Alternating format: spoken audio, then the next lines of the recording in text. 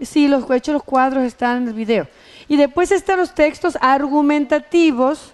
Aparte del expositivo es el argumentativo. El texto argumentativo se dan razones para sostener o contradecir una opinión. En el argumentativo, claro. Sí. Expositivo. El texto argumentativo tiene como objetivo expresar opiniones o rebatirlas con el fin de persuadir al lector. ¿Me van escuchando? El argumentativo, ¿me siguen? Bien. La finalidad del autor en el argumentativo es probar o demostrar una idea, refutar lo contrario o persuadir o disuadir a los demás para que colectivamente acepten su idea. La estructura del texto argumentativo es como un ensayo. Tiene una introducción, una tesis, una argumentación, una conclusión, un ejemplo. ¿No es cierto? Incluye ejemplos, citas. Por ejemplo, son los ensayos, los artículos periodísticos. Esos son los argumentativos. Entonces, este texto es expositivo de trama descriptiva. ¿Estamos? Perdón, cuando yo leo qué tipo de texto. Aquí puede ser qué tipo textual puede ser. No, las partes textuales se dividen en muchas ramas. Textual es lo mismo. No, la palabra te es texto. ¿Y textual cómo se escribe? Textual. No lo abrevian. La abreviatura es para texto solamente. Es importante que repasen ustedes los conectores. Al final de los contenidos gramaticales, yo no tengo enumeradas mis páginas, hay un apartado exclusivamente de conectores lógicos. Bueno, ahí ven ustedes cuáles son los conectores y cuál es el significado que tiene cada uno de los conectores, ¿sí? Porque una de los otros ejercicios que les van a preguntar es eso, por ejemplo, en la línea tanto está el conector tanto, ¿qué significa? ¿Cuál es la implicancia que tiene ese conector? ¿Por qué está ahí presente? Y tipos de conectores temporales, aditivos, causales, adversativos. Damos vuelta a la página. Ahí está. Está la tabla de los conectores en inglés, que significa agregar ideas, tiempo, orden o secuencia. Ahí los tienen. Y otro de propósito, comparación, contraste, para resumir. ¿No? Todos esos... ¿Son lógicos también? Todos son lógicos. Todos los conectores son lógicos, porque justamente tiene que ver con la coherencia y la cohesión. De eso se tratan los conectores. Bien. Otra cosita más les iba a decir. Bueno, los sistemas de afijación es el tema que sigue a los conectores lógicos, que es lo que acabamos de ver de las inflexiones. ¿Se acuerdan cómo divide una palabra? Cuando dice separe la palabra, el sufijo, prefijo que encuentre en la palabra. Bueno, ahí lean ustedes, fíjense, lean nada más para ver, o sea, ¿a dónde voy a fijar mi atención para saber cuál es la partícula, si es la que está adelante o la que está atrás? Entonces, lean los ejemplos. Voz pasiva no lean todavía, porque voz pasiva todavía no vamos a incluir, esos son los temas más adelante. Es importante otra cosa también, por ejemplo, si les preguntan, en el texto, separe todos los verbos que están en indefinido. Bueno. Por ejemplo, sí, hay un texto que ya lo vamos a hacer, que pertenece a la unidad 2 también, que yo ya lo he hecho para hacerlo con ustedes. Nos dice, en el texto separe todos los verbos que están en indefinido. ¿Cuál es el indefinido? El neutro. ¿Y cómo lo voy a reconocer? Porque siempre va el to adelante. To be, to have, to challenge. Cualquier verbo que esté encabezado por el to es la forma indefinida neutra. ¿Ok? Y ustedes han visto que hay muchas oraciones que usamos el verbo principal y luego el to, que es el propósito. Por ejemplo, she studies to challenge herself. ¿Mm? Ella estudia para desafiarse a sí misma. Aquí tienen un pronombre reflexivo. ¿Mm? El verbo principal, ¿cuál es? Studies. ¿Y el tú qué es? Es como el objeto directo del verbo. ¿Para qué estudia? Entonces, se llama de propósito ese verbo. No es mi verbo principal, es el verbo de propósito. ¿Para qué estudia? To challenge, para desafiarse a sí misma. Entonces, hay muchos textos que van a encontrar así. Muchos verbos indefinidos. Entonces, yo voy a separar, ¿cuál voy a separar? Este. Abajo pongo to challenge. Si me dice separe o transcriba verbos indefinidos que encuentre en el texto. Infinitivo, perdón, exacto. Eso. Infinitivo, perdón, sí. Infinitivo. Infinitivo es la palabra, perfecto. To be. Al to be también lo van a encontrar mucho. Ser o estar. Por ejemplo, she studies to be a teacher. Ella estudia para ser una profesora. She studies to be a teacher. ¿Mm? Entonces, todo ese tipo de verbos lo pueden sacar. Otra cosa que les pueden preguntar es, extraiga los verbos en presente simple. Ya hemos visto el presente simple. Recuerden el presente simple, los verbos van con S o sin S. Depende de la persona que los acompañe. Entonces ahí tiene que prestar atención cómo comienza la oración y ver qué persona acompaña el verbo, porque lo que no tiene S está conjugado, pero no lleva S en el presente simple. ¿Recuerdan? Por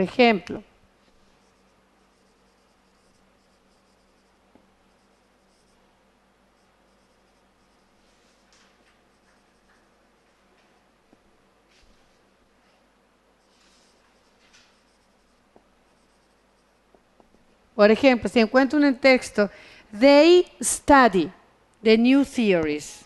Ellos estudian la nueva teoría. No tiene el tú aquí, ¿no es cierto? Entonces no es un infinitivo. Bien, entonces quiere decir que el verbo está conjugado. ¿En qué tiempo? En presente simple. Porque recuerde que con we, they, you y I, con esas personas, el verbo va sin S. Entonces yo pongo aquí abajo, extraiga los verbos en presente simple y voy a tener que extraer línea 5, study. Por ejemplo, supongamos que esta es la línea 4. Línea 4, studies. ¿Por qué va con S aquí? Porque es she. Con he, con she, con it lleva S el verbo. Recuerden que eso de llevar S, algunos llevan solamente S, otros llevan ES y otros IES.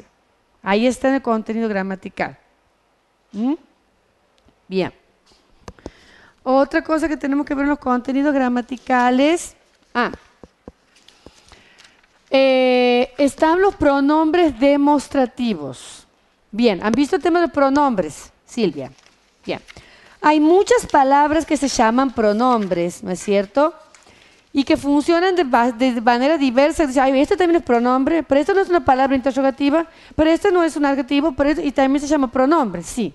Se llaman pronombres. De acuerdo a la función van cambiando de nombre, pero son pronombres. Todos los pronombres que relacionados con las personas son pronombres. Él, tú, ella, nosotros, mío, tuyo, de ella, todos son pronombres. Cambian su nombre de acuerdo a la función, nada más. Están los pronombres subjetivos o personales, que es con lo que comienzan las oraciones. He, she, it, they. Está el pronombre objetivo, que son los que están después del verbo, por eso se llaman objetivos, porque es el objeto del verbo. Están los adjetivos posesivos, que mi auto, tu casa, el auto de ella.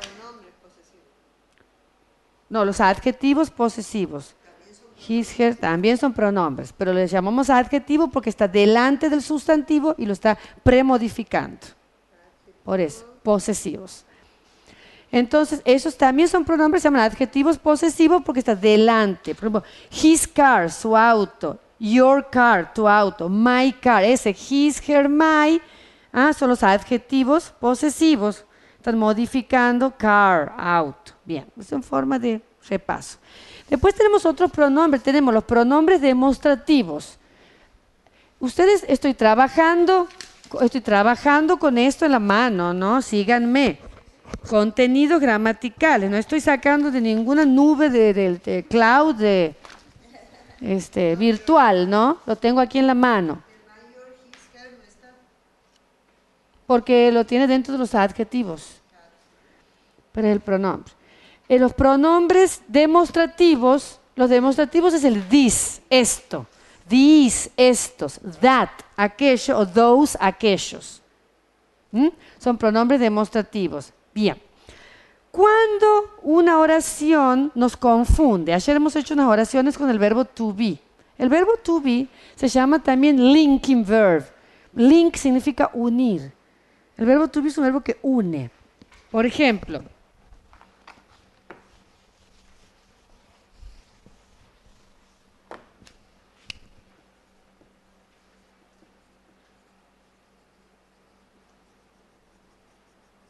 this is a new theory. Muy bien. Esta es una nueva teoría. Muy bien. Mi verbo es el to be, ¿no es cierto? Frase nominal, this. Frase verbal, todo eso. ¿Cómo puede ser que this, esto sea una frase nominal? Es una frase nominal. Es una frase nominal. Y teníamos el tema del there is. There is y there are significa hay en inglés. Hay en singular y hay en plural. Entonces, si yo escribo, por ejemplo, there is a new theory, ¿me van siguiendo? Bien. Esto significa hay para uno y hay para muchos. Para describir se usa mucho el there is y el there are. Bien. El there también es un pronombre demostrativo. Además que se lo explica aparte. Si ustedes van a los contenidos gramaticales, aquí van a verlo al there en un cuadro solamente apartado. There must be. Bien. Yo escribo, por ejemplo, aquí en vez de there pongo there is a new theory. Muy bien. Hay una nueva teoría. Entonces me dice, pero yo ¿cómo voy a dividir esto si juntos significa hay? Sí lo voy a dividir. Porque al there yo lo reemplazo por this o por that y es mi sujeto de mi frase nominal. Esta es mi frase nominal y esta es mi frase verbal. ¿Ok? Entonces el verbo to be siempre va a quedar dentro de mi frase verbal y lo que lo acompañe antes va a ser siempre la frase nominal. ¿Ok? Bien, otra cosa, los adverbios de frecuencia, por ejemplo. Los adverbios de frecuencia van generalmente delante del verbo principal si no es el verbo to be. Por ejemplo, she often go to school at 7 a.m. Often, adverbio de frecuencia. She often go to school at 7 a.m. Decimos que el verbo, ¿no es cierto?, es el que me divide la frase verbal de la frase nominal. Bueno, cuando están los adverbios de frecuencia, va incluido junto con el verbo. No queda en la frase nominal. Y lo van a ver mucho en los textos de ustedes. Y les van a preguntar, les van a decir, indique la frase, separe la frase nominal de la frase verbal y le van a meter el adverbio de frecuencia en el medio. Bien, entonces, she va a ser mi frase nominal y often go to school va a ser mi frase verbal. ¿Y por qué? ¿Por qué este va ahí y no va en la frase nominal? Porque los adverbios modifican el verbo, y modifican el adverbio y modifican un adjetivo. Por eso va acompañando el verbo. ¿Por qué? Este no lo meto aquí. ¿Por qué no? Porque es un premodificador de mi núcleo de la frase verbal. O sea, el adverbio de frecuencia modifica el verbo, modifica otro adverbio y modifica un adjetivo. ¿Estamos? Bien. O sea que el adverbio de frecuencia va a formar cuando el verbo no es el verbo to be. Va a formar parte de la frase verbal. Ahora voy a dar el ejemplo con un verbo to be.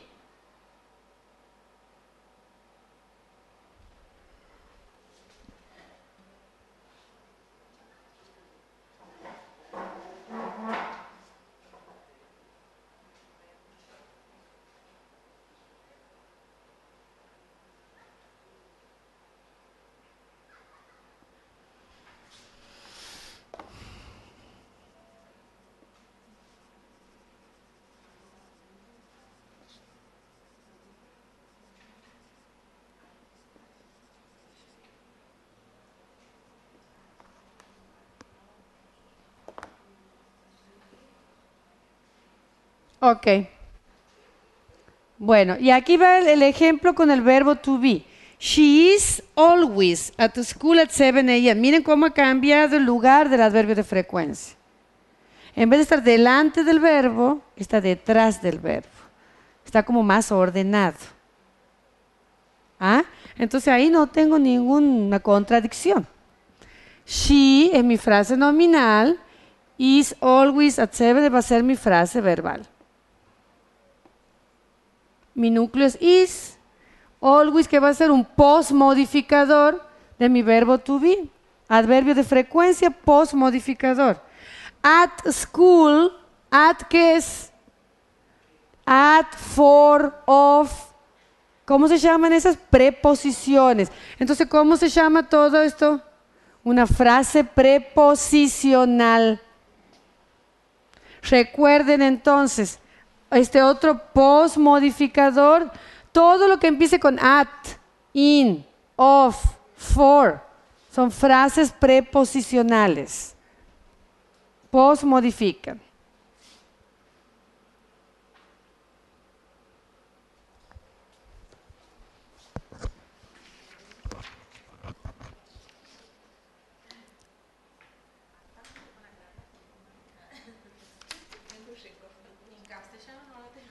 Registrada. Bueno, con respecto a los pronombres, recuerden, hemos hablado del pronombre demostrativo, this. ¿Recuerda el demostrativo? This, that, these, those. Bien. There. Después tenemos los pronombres interrogativos, que son las palabras que les llamamos WH para preguntar. Todas las palabras que son WH o con H, le decimos WH, pero está which, when, cuándo, who, quién, how, cómo, what, qué. Bueno, todas esas son pronombres interrogativos. Y también están los pronombres relativos. ¿Cuáles son los pronombres relativos? Entonces, ahí están también. Which, la cual o el cual. Who, quién. Whose, de quién. Claro, nada más que la función es diferente. La función del pronombre relativo es hacer hincapié sobre algo que se está hablando. Reforzar, es como hablamos de las aposiciones, ¿se acuerdan? Cuando uno dice aclara algo, lo puede sacar o lo puede dejar. Por ejemplo, San Martín, coma, cruzó los Andes, coma, quien cruzó los Andes, coma, murió de, no sé, de pulmonía. Entonces, eso que va en esa coma, dice, ¿quién cruzó los Andes, coma? ¿Puedo dejarlo o sacarlo? Son las aposiciones. Bueno, los pronombres relativos me sirven para eso también. ¿Ok? Esa es la función. Hay algunos que funcionan integrados en la oración, que no los podemos sacar, y hay algunos que los sacamos y los dejamos. Y la función también del pronombre relativo es referencial. Recuerden, hace referencia hacia algo previamente dicho.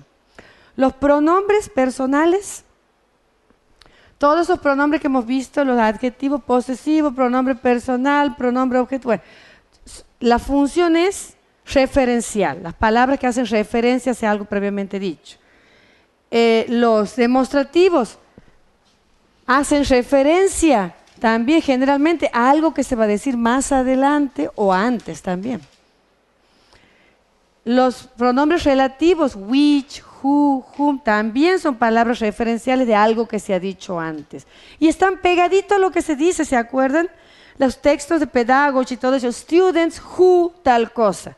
Estudiantes, ¿quiénes? Ese who hace referencia a students. ¿Se acuerdan? Teachers and students, who tal cosa. De vuelta, ese who hace referencia a teachers y a students. ¿Mm? Bueno, pronombres relativos.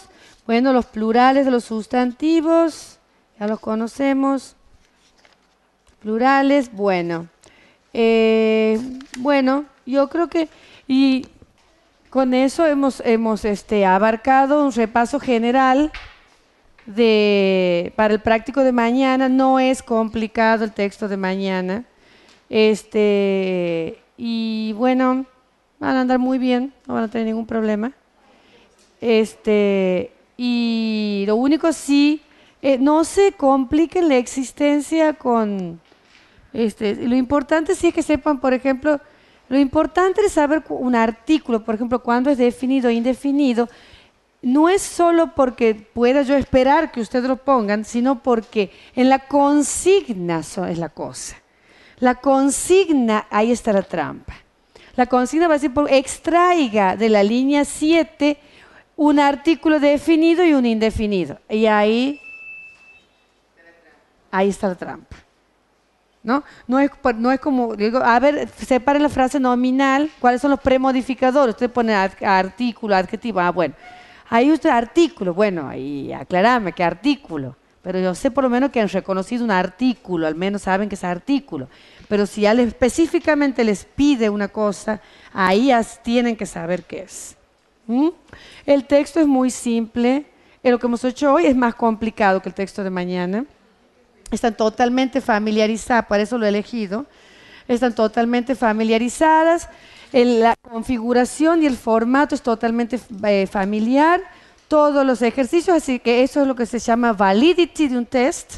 O sea que tiene la validez académica porque todo lo que van a hacer ya lo han hecho. Bueno, les agradezco, muchas gracias y nos vemos mañana.